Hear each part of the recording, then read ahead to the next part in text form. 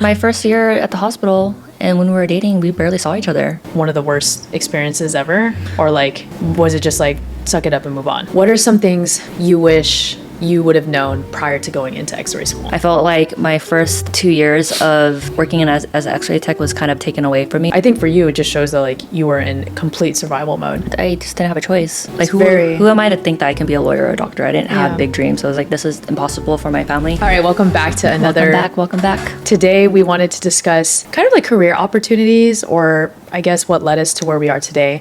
I think for a lot of our viewers, they already know that I am a lawyer. I don't think everyone knows exactly your career path, how we decide to get to where we are today, and any advice that we can give to young listeners, old listeners, or anyone that's thinking about trying to find their career path. So why don't we start with what you actually do? So I am a x-ray tech, aka radiology technologist. Technically a fluoroscopy technologist. Yeah. I don't do diagnostic x-rays. I do spinal procedures. So it's live x-ray basically. I don't think anyone ever knew that too. We never like told our audience that exactly what you do. I think we just left it as Michelle's in the medical field. Yeah. So, yeah, it's a very small specialty. What did you actually want to be when you're growing up? Like, did you have something in mind? Like, I feel like every kid wants to be like an astronaut or this and that. Like, did you have something in mind that... No, I had no idea. My mom just always put in our brains that we needed to go to school, get a good, decent job that helped pay the bills. Something practical and not too far achieving. So far achieving in my family is like being a doctor or being a lawyer. I guess that was never a possibility for my family. We just didn't know how money worked, and we don't understand taking out loans. So it was more of like, being conservative, just figure out what you want to do, because I was a pretty mature kid and I knew that we were always struggling. I just never thought it was a possibility, and I never wanted to do something for myself where I didn't want to be a burden to my mom, you know, and I knew that she didn't have enough money, so what alone her having enough money for my school, you know. And like, what happens if I went the doctor route or a lawyer route? I knew that would put on stress over a family. Because, I don't know, we just never had the conversation of even taking out loans. We didn't understand that concept. How I got into x-ray was, I knew I wanted to do something in the medical field, because growing up in an Asian family, doing something in medical is always like the safe route, the conservative route. And that there's always going to be a job for it, and it's respectable. My mom's ex-boyfriend was actually an x-ray tech too. He would tell me, you should do it. You just had to get certified. You just need your AA. How old were you at the time that when he was like kind of telling you all this? I was probably in middle school. Oh, wow. Yeah. Middle school, really? I was in middle school. So it was like what, like 10 to 12? Yeah, at that age I was already very like logical thinking. Wow. I'm not like, who am I to think that I can be a lawyer or a doctor? I didn't have big dreams. So I was like, this is impossible for my family. We don't have enough money, and we're definitely not smart enough because we barely went to school, and I wasn't good at school at all. It felt like more of this safe route, and I knew that it paid well for the certification. He would tell me things about it, that you learn about the anatomy and you take x-rays of people so you can work with the radiologist. And that interested me because I felt like that was like something more chill than like being a nurse or something, or a doctor. And I was like, oh, I or can even do that. medical assistant. Medical assistant. It just felt like it was chill, and a lot of people respect x-ray techs. I'm actually we've never even had this conversation before too. Like diving into this, but from a pretty young age, you kind of already knew you wanted to be an x-ray tech from like 10 to 12 years old. I was unsure. I was unsure. I got into school. I got into a Cal State, and maybe I'll have better opportunities if I went to college first and see what I wanted to do and take general education. And then maybe it will lead me to something what I want to do. I don't want to just follow what my mom's boyfriend was doing. Basically, you were the first one of your family to go to college too, right? And so you kind of had to pave your own way. I mean, I am the oldest. So I was the first one to go to. You know, we take it for granted that when you're growing up, or especially Americans, or if we have kids, when they go to college, because that's not really an option, at least in my head right now, like we already know the steps. Like we know exactly what they should do. You know, we have like the experience of going through that. I really give you credit to like going through all that by yourself and giving yourself the motivation to go to school when you don't have family that went to school too. Growing up, it was always like taking the safe route, you know. Because I got a financial aid to go to Cal State. So great. I was like, why not? And see, maybe I'll find something what I wanted to do. Obviously, that didn't work out, and I decided to do X-ray eventually. You went to Cal State on a full ride, or with financial aid. So you went to Cal State, and what was your major? Kinesiology. Oh. I was really, really, really into fitness after high school. Clearly. Not right now. No, flex. But back then weights weren't a thing. Weightlifting I was used to watch so many fitness YouTube channels talking about how weightlifting is actually good for women. Yeah. And it actually makes you get the body that you want. So now it's this whole craze right now. Now women are actually lifting weights, which is cool. But back then it wasn't. Too. I was really into that, and I felt like a lot of girls were afraid to go into the gym, and I didn't have a problem with that. I would just like work out with 24-hour fitness with a bunch of guys. I don't know. I just had a huge passion for fitness, and I was really into counting my macros and nutrition and stuff like that. So I wasn't really enjoying my major. I did like learning about it, but I just felt like it wasn't purposeful enough for me. Was it mainly because you were still exploring a route from being a kinesiology major? For example, I know all my friends that were kinesiology majors from the college I went to were all going to be PTs. Yeah, exactly. Like, that's pretty much it. I can't even think of anything else that they would do. I think I was struggling with my career. With your career. Yeah, because I can degree. graduate with kinesiology, but what is that going to do for me? Yeah. I'm just going to be a nutrition coach or become a PE teacher. No offense, but that's not going to pay the bills. The only other good career choice was physical therapy, and it was extremely impacted. Actually, the time. Honestly, I didn't do that great like my first year in college, because I was so unmotivated, and at the time I was managing a restaurant.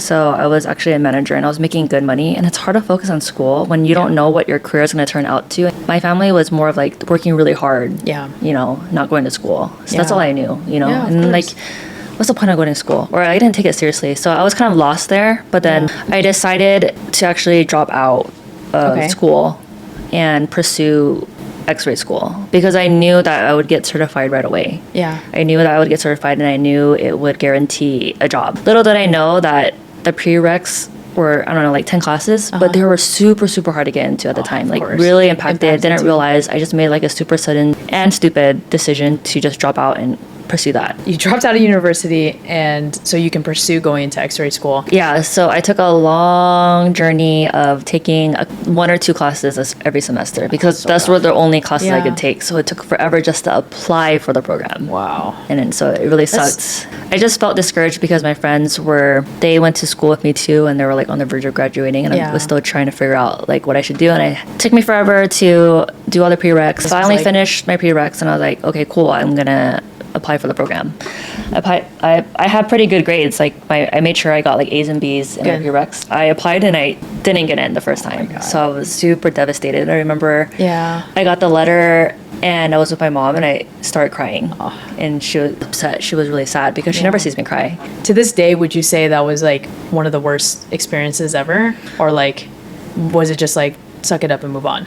Well, okay, so yes. So I waited another year, because you only can apply once a year. Yeah. So I waited another year, right? And I didn't get in again. Wait, you didn't get in twice? Yeah, I didn't get in twice. Damn. So I didn't get in again. Did you cry the second time?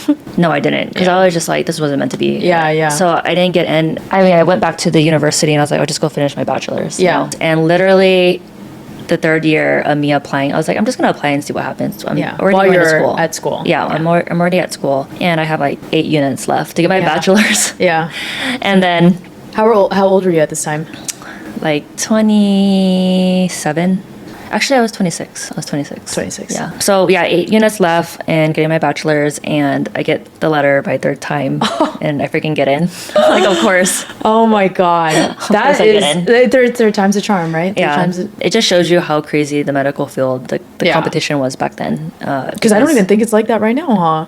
Now it's you get in right away. Yeah. My exact program, you get in right away, because after COVID, no one wants to go back. They're struggling to get employees right now. Honestly, I think all schools are like that too. Like law school is definitely not impacted. Of course, like the Ivy Leagues, everyone wants to go there. I would say probably a majority. Because everyone wants to be YouTubers. Yeah, content creators. I think we're a little bit more old school in that sense of like, I think it's the smart way to get a solid certificate, degree, or something that you can fall back on. And even when we first started dating, remember, like we were sitting in front of your hospital. That's why it's so recent. When we started dating, I just took my boards. Yeah, and I just passed. You just passed. Yeah, so it wasn't that long ago. That's insane. Like, even like to me, when I think about that, like when you passed your boards, our first date was to celebrate your passing your first board. Passing your boards. Yeah. And you were starting your first job as an X-ray tech in the hospital. Yeah. And I was starting my first big girl job as a lawyer. Go to Cal State Fullerton. you get in your third time and you finally get into x-ray school. How many years is x-ray school? X-ray school is 2 years. 2 years. Yeah, so it's a long time. In your first year of school, were you also working too, or were you just full-time student? I was also working too. Wow. At the restaurant So too? I was working at the restaurant. I was working like part-time, maybe like, I don't know, 25 to 30 hours. It's almost full time. So I was still, I was living by myself, and I was still had to pay for Rent. some rent. My mom was helping me a little bit. That's really grind time, dude. Like Grind that's time. Grind. Just I remember, so weird. I know, dude, Sorry, babe. do clinicals for 8 hours. No stipends, of course. Not, everything's free. Oh my god. So do clinical work, and then right after I would go to work. And then I would work from, I don't know, 4 to 10. That is like the ultimate grind life. They literally tell you during your first year of law school that you're not allowed to work. Like you are not allowed to work because if you work and go to school in your first year, especially, that you'll just drop out. I think for you, it just shows that like you were in complete survival mode. Yeah, I just didn't have a choice. The hospital I had clinicals at hired me right away. That's clutch too, because then you almost have like you don't even have to worry about applying. You graduate during COVID. So what was that experience like? I remember even like when we first started dating, because still in the middle of pandemic, but a little bit more mild. I was going into the office every single day at work. Yeah. And you were in the hospital every single day. Well, another blockage for school. Or graduating. I'm like, what am I going to do now? Like I have to be on pause for who knows how long this COVID's going to last. This pandemic's going to last for. Or I just felt like it was going to be delayed. We found out that they pretty much bypassed everything. They're like, you guys can graduate, it's fine. Like, because you guys did so many hours anyways. Yeah. Like, we did hella hours. Yeah. That's clinicals is so brutal. Yeah. Imagine 40 hours a week of just being a scrub at the hospital, being bullied all the time. And it is like, it does seem like it's not like a hazing, but it's like every rookie has to go through their time. Right. Exactly. The war times. Yeah. But rookie time is really brutal. Yeah. Because you don't know anything, and everything is very go snappy, and you're scared to make a mistake because it costs someone's life. It risks someone's life, you know, or someone's health, whatever. Sure. I started off my career in a very uncommon way because everything was very like precautions were really high, especially in the medical field. You feel like your career is kind of stunted in a way because you're doing things that are uncommon of how that profession works. Yeah. I had to literally learn how to take court calls. Yeah. Like I literally was appearing to the court on Zoom. Yeah. So I remember, I feel you in that sense where it's different. Yeah, it kind of sucked because you're supposed to be learning how to do barium enemas and doing OR cases. Barium enemas when you stick contrast dye up a person's butt. Oh, damn. And it goes through your bowels, and you take x-rays to see like if your bowels are... Is that the only way it can go through? Is through the anus? Yeah, to see that part of your body. Oh, to see the stomach. Yeah, the lower part of your bowels. Oh. And you're supposed to... So your first year, that's all the experience you're supposed to have, and doing OR, and, doing hip surgeries and x-rays, scapular x-rays, hands. You're supposed to be doing like a variety. Everything. Yeah. And I felt like my first 2 years of working as an x-ray tech was kind of taken away from me because everyone had COVID, and I was constantly doing chest x-rays. Just chest x-rays over and over again. And it was the same crazy toll on my body. Yeah. Because you're running around the hospital doing 50 x-rays, 60 x-rays a day. 50 x-rays a day? Running around with a portable x-ray, and you're carrying the heavy plate that you're supposed to shove under their back. The plate itself is already 50 pounds. Oh my God. So you're shoving that behind their back. Yeah, and they're dead weight. So I definitely ruined my back because of that. What are some things you wish you would have known prior to going into x-ray school? I would definitely say don't settle. Meaning like the school, or because when you go into school and then you graduate and get into your clinicals, and a lot of people tell you that you need to stay at that clinical site and learn all the basics and don't move on and do something too quick because you pretty much need to learn everything. Take the pay cut and whatever. Yeah. Such BS, huh? Yeah, I say that because I started at a hospital first. I got another job somewhere else, outpatient. Yeah. And in hospital, no one likes talking about going outpatient because it's a cop out. You're weak. So the weak people go to do outpatient because they can't handle the hospital environment. I wanted to try something else, so I worked part-time somewhere at an outpatient job. This job was pain management outpatient. At the hospital, everyone was telling me like, don't go into that full-time because you're gonna lose all your skills. It's stupid. You're just shooting yourself in the foot, basically. Mm-hmm. It is an amazing field because there are so many subspecialties that you can go into. You can go into ultrasound, you can go into MRI, radiation therapy, all these other really cool subspecialties. Those are the ones that you want to go into, and go into a hospital setting at least. Yeah, because you get paid so much. You get paid a lot more. Yeah. So that was always my goal, to get into CT or MRI or something like that. When I tried to quit that part-time job, because the hospital gave me a full-time job, and they gave me a really good position. They gave me a position because I was working graveyard and I was working night shift, because that's what all the rookies have to do. I hated that. Yeah, it was, and every single weekend for her. Every single weekend, yeah, it was horrible. They offered me actually a part-time job, but they would give me full-time hours, and I would be working from 11 to 7. Yeah. And I was so stoked about that, because I was already working graveyard shifts every single weekend. To be in that position, I was like, that was so grateful. I was super excited about that. I went to my outpatient and told them, like, oh, I have to quit now. But the doctor at the pain management spot really, really liked me. He really wanted me to stay, and he's like, please don't leave. He was telling my administrator, like, we will give you better pay and full-time hours. Oh, right, because you were only part-time. I was only there. part-time at the pain management spot. Right. Then again, it was outpatient, and it was Monday to Friday. Yeah, normal hours. Normal hours. How could I give that up? I was like going back and forth. I was like, oh, should I go into outpatient and give up all my radiology skills, my hospital skills? And is it a cop out? Am I being scared because I don't want to be in the hospital anymore? Am I being weak? You know, because that's always the question I'm asking myself. Am I just doing this cop out Selling out. for better hours, Yeah. you know, and a little bit more pay? You know, is it really worth it? I had a similar experience, at least going in-house from working at a law firm too. It's the same exact type of thing. Like, everyone makes fun of lawyers that go in-house because it's like, oh, you're not a real lawyer anymore. Yeah, You're just same working thing. like in corporate. They really look down on people too, even though like those corporate lawyers make a lot of, I mean, the in-house counsel attorneys make good money too. Yeah. My new job was offering me more money Yeah, than the follow hospital. the So I was money. like, Yeah. why would I be stressed out, growing gray hairs, ruining my back Yeah. to stay at the hospital and You were be in so bullied much by pain. all the older x-ray techs Yeah. and the nurses, by the way. The nurses were bullying all the x-ray techs too, especially the new grads, throwing us around. And it was during COVID. Yeah. Why would I not take this other opportunity? Of course, like during that time, I was really stuck. I really didn't know what to do. But I'm 100% no regrets. So Yeah. glad that I am now in my field now, which is pain management, do spinal injections with the doctor. We do epidurals. So you're still very much in x-ray. Yeah. You're still in the field. It's completely different. It's more like just helping the doctor guide needles into the right spot. Yeah. Which is less stress. You know, Yeah. when you're working at the hospital, the pictures that you take, you're 100% responsible for the patient that you bring into the room, 100% responsible for the pictures that you take, and then Yeah. you have to send it to the radiologist, and Yeah. and you're responsible for the positioning. Yeah. With my job now, they literally lay on a table, and I just Yeah. move a C-arm, a fluoroscopy machine around to what the doctor likes, and that's it. Yeah. When you work in a hospital, everything is relied on you. And there's Yeah. so much pressure to that, because you can take the wrong picture, you have to bring Yeah. the patient back, the doctor gets mad at you, you can use the contrast wrong, Yeah. you can hurt a patient by giving them the wrong contrast, they can be allergic, like all this, So many things. there's so many things, So higher many risk. risks. To me, that you have, it was like almost not a no-brainer. I know you were in a pickle, but when you list out the pros and cons, to me, at least the way that from what you're telling me, it sounds like, why wouldn't you go the route of the pain management place where, yes, it's outpatient, yes, people might look down on you, but you're getting paid the same, if not more, than the hospital. Yeah. You have way better hours. Yeah. And it seems like you have work-life balance. For sure, yeah. And it's like, there is no such thing as work-life balance in the hospital. No, That's why all none the people, whatsoever.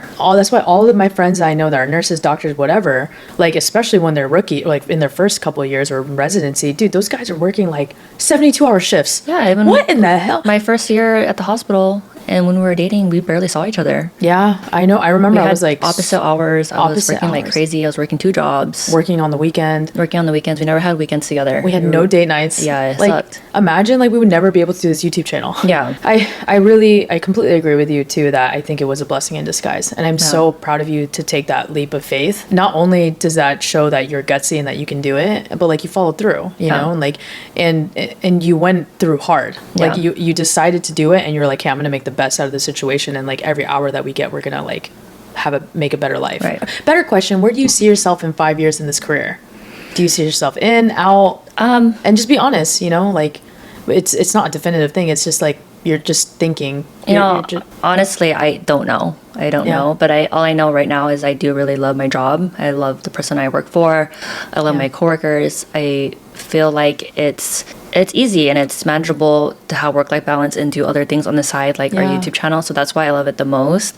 And Yeah. I'm able to get off early if I finish my job and work on things like this. So Yeah. I think most importantly, because I have work-life balance, I'm okay with staying there. Yeah. And Quality if of life. not, I have the experience in pain management to do outside work or pick up shifts, you know, do Yeah. registry if I like really wanted more money or something like that. Yeah. You know, I have that skill But I have options. Like, it's not like I'm stuck there. One thing I learned that being at my job now, I'm really good at working with different doctors, and I feel like I'm good at adjusting to how people work and what they need. Chameleon.